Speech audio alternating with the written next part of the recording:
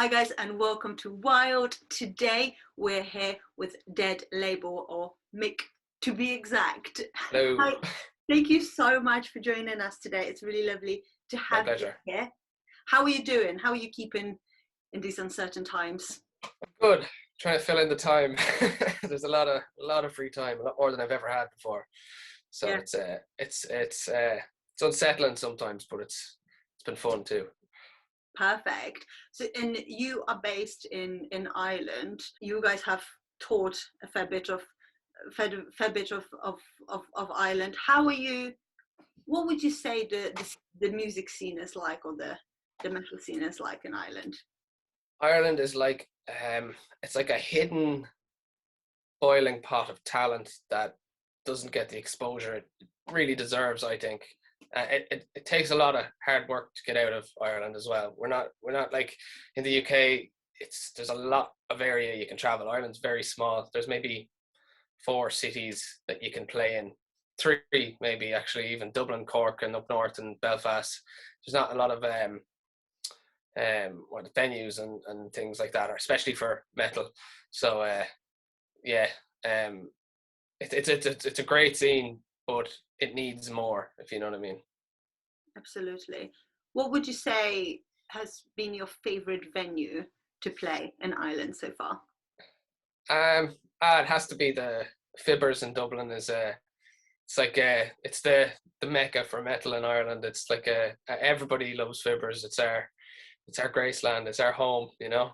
It's the one really good metal venue, and we were scheduled to play a gig there just before the lockdown happened, because a long time sound engineer was retiring. JC, he's a good friend of all of ours, but yeah, that'd probably be our favorite. Obviously the bigger venues are like for when we do like supporting bigger bands, but this place is like our pub, our local pub, and it's our local hangout spot as well, so that'll be one of our favorites. That's amazing. Does Ireland have its own kind of a metal festival? No, actually, this year was the first year, or well, last year, 2020, we had our first major metal festival. I think Gojira were playing, and While She Sleeps, loads of massive bands were playing at it. And we had the very last gig we played was a promotional night to launch this festival. It was called Sunstroke. It was going to be a huge metal festival. Deftones were playing as well, and we were on the bill. And that was the last gig we played before the pandemic hit. So we've had Typical, no. isn't it? Oh, it's awful. I was so looking forward to that, because we had played with Gojira the year previous, and we were looking forward to seeing them and hanging out again. But yeah, kind of got shot in the foot there. But that is still very exciting, and hopefully, even if not this year, next year they can go ahead again, and it can be a dream come true, and maybe you'll make it even more special that we've had to wait this long for it to Yeah, happen. yeah. What about other venues? What would you say has been your favorite place that you have played ever? That would have to be Brixton, Brixton Academy in 2019 with Gojira. We got the call like 24 hours before the show that I think I can't remember the name of the band, but they were due to open for Gojira. They pulled out, and I was in the shower, and I have this like portable speaker in my shower, and my drummer's voice started coming through the speaker of the shower, and she was like, "Oh, we have to leave." And she was really panicked, and I jumped out, and I had half shaven my face and everything. And she had rang my fiance then, and she was like, "Yeah, we're going to open for Gojira, so we need to be in London by tomorrow," which is like a ferry ride, and then I think like a 10-hour drive or something crazy that took us. We didn't sleep at all. We drove through the night and got to. Can't remember, was it Manchester or Brixton we played first, but Brixton Academy, that venue was huge. I nearly shit my pants before I went out on stage for that one. It was terrifying. It's definitely it's one of our favorite venues for sure. Yeah. It's amazing, the atmosphere. It's amazing, and what an amazing opportunity for you guys as well. That Uh, must have been incredible. it was amazing. Yeah, like, because I'm only in the band like, I'm nearly 3 years in the band now, I think. And they've played big shows, and I had played some big ones myself in previous bands, but nothing quite as big as Gojira and Brixton Academy. And like, I have watched so many DVDs and favorite bands playing in that venue, and then to actually like walk out on that stage was, wow, that was a trip.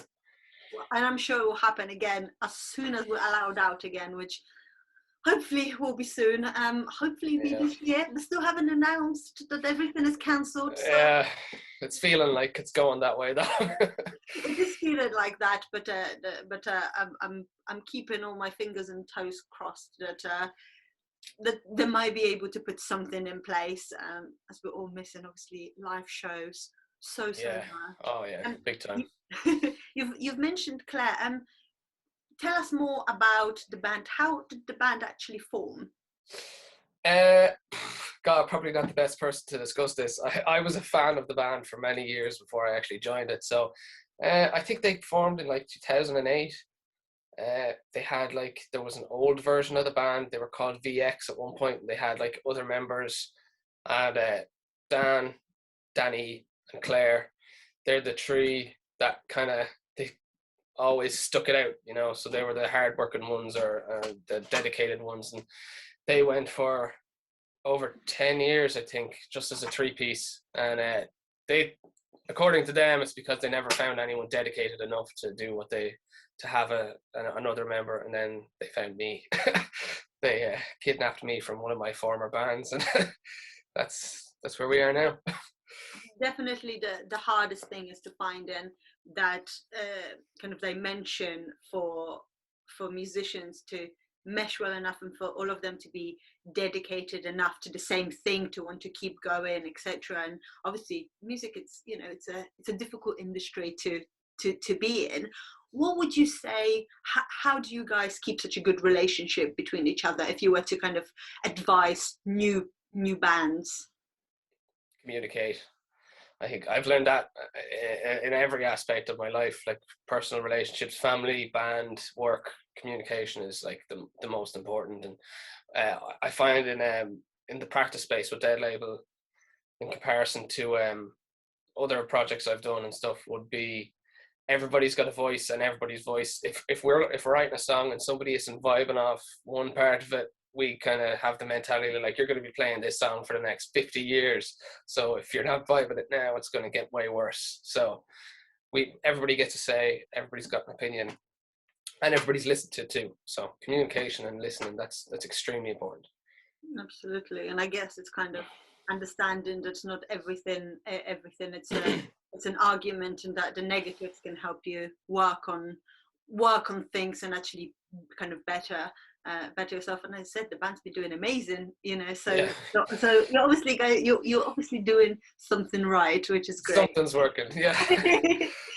You've mentioned Gojira obviously, and supporting them, but if you were to tell us 3 bands or musicians that you're listening to right now. Rob Zombie. I'm always listening to Slipknot. Yeah, I concur. Yeah, the Slipknot are my all-time favorite bands. So it'll be Rob Zombie, Slipknot. Who else was I listening to? Oh, System of a Down. I've been a really big System of a Down buzz. Like the last week, I've been listening to Toxicity over and over. I love that album. I don't understand what has happened here, but like, I'm not even joking. I've been listening to Toxicity every day for the last week. It's a fitting band and album for the current climate. I think so, definitely. I didn't realize how political it was and how relevant it was when I listened to it kind of when it came out and throughout the years, but at the moment there is definitely a big connection. Yeah, for sure. Oh, it's one of the best albums of all times, honestly. I love it. Yeah. What's your favorite song on the album? Oh, Deer Dance. I think that the very last riff in Deer Dance is just one that like always gets me going. I love that song. Yeah, Deer Dance. And Prison Song as well. I just love that's what I was gonna say. The guitar tone on that album it's one of my favorite guitar tones ever. It's not like this modern progressive stuff. It's a kind of dirty, nasty. I like my guitars to sound filthy. I agree. I'm 100% with you on that. And I think with kind of what's happening in America with the Black Lives Matter and with the presidency and everything, I feel like Prison Song really describes very well how it resonates. business systems work in the US. So yeah, I 100% agree, and kind of funny there. We're both. Yeah. I really enjoy it at the moment. Yeah. It's a great album. Sorry? It's a great album. It's absolutely 100% one of the best ones ever. We've talked about the live shows, obviously, hopefully resuming sometime soon. It's very hard to tell at the moment where we're at and how long it's all going to take. But for you personally, what are you most looking forward to post-pandemic? Obviously, playing a show is gonna, like, that first show back is gonna be it's gonna be spine chilling. It's really gonna kick ass. To be honest, I'm really looking forward to being able to get out of where I'm living and go on like camping, or get somewhere. I need to get away from everyone because I feel like I'm getting a bit of cabin fever, so it's tough. But I'm really looking forward to like just packing up my dogs and my car and my missus and getting away for a while, because it's tough. But also music and touring and everything. I just want things to get back to normal. I don't really mind not having to work. That's been kind of okay. But it's tough. It's back to normality, isn't it? And the little joys that we took for granted for so long, and it was still exciting, but now it's another level. And being able to go to a live concert with your friends and hold a pint in your hand just sounds like the dream, doesn't it? Yeah, it really does. Do you have any gigs booked up in the near future that you're not sure whether they might go ahead or not? Yeah, well, we like last year we had a string of festivals and tours. I'm not sure if I can actually mention what tour or what, but we had a lot of stuff and everything was rebooked, but everything's slowly being cancelled again. So I'm not holding out for much, to be honest. Of course. And what is Dead Label working on at the moment? What have you got coming out next?